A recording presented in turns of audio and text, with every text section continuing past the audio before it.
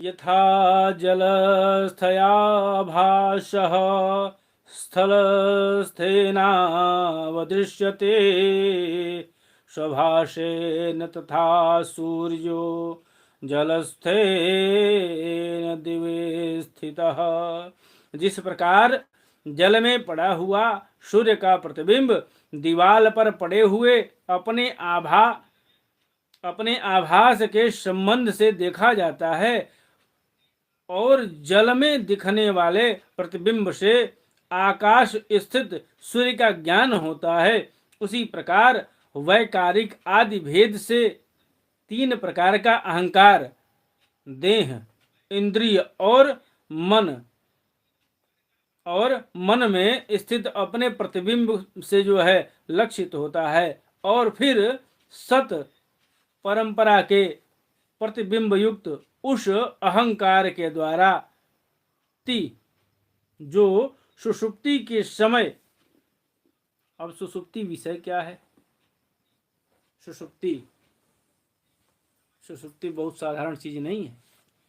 आप सबसे विनम्र आग्रह है कि जो देख रहे हैं कम से कम कुछ कमेंट और रिएक्शन जरूर देते रहें, ताकि कल का रिएक्शन जो है 1700 कुछ कम था परसों से, परसों के अपेक्षाकृत कल का रिएक्शन जो है कम था। 1700 था परसों, जो है 1800-1900 के आसपास था, कल 1700 के आसपास था।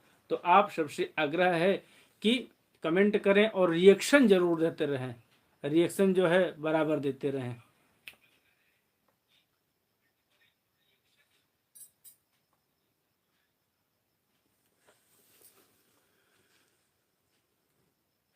सुसुप्ति आप ख्याल करिएगा, जो भजन करता होगा, 7-8 लोग जुड़े हैं, 8 लोगों में जो भजन करता होगा, माला लेकर के जो जप करता होगा,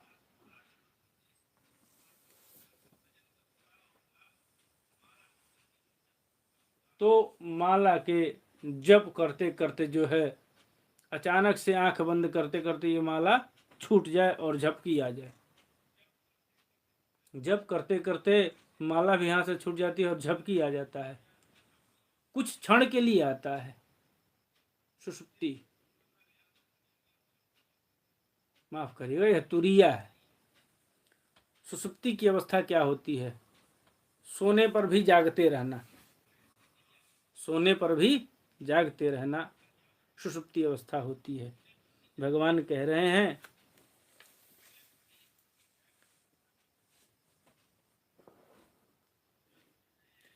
जो सुषुप्ति के समय निद्रा से शब्द आदि भूत सूक्ष्म इंद्रिय और मन बुद्धि आदि के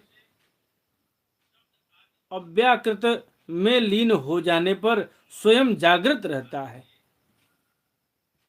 मन और बुद्धि आदि के अव्याकृत में लीन होने से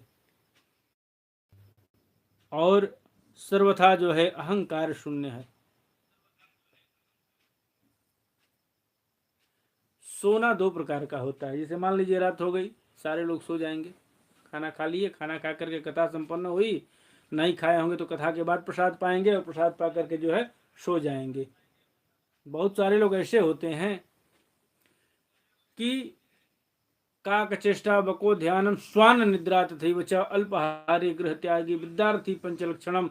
तो उसमें जो स्वान निद्रा, कुत्ते की तरह सोना, अभी सोना और तुरंत जगना, और एक सोना जो है अचेतावस्था की तरह सोना, बिल्कुल हम अचेत हो गए हैं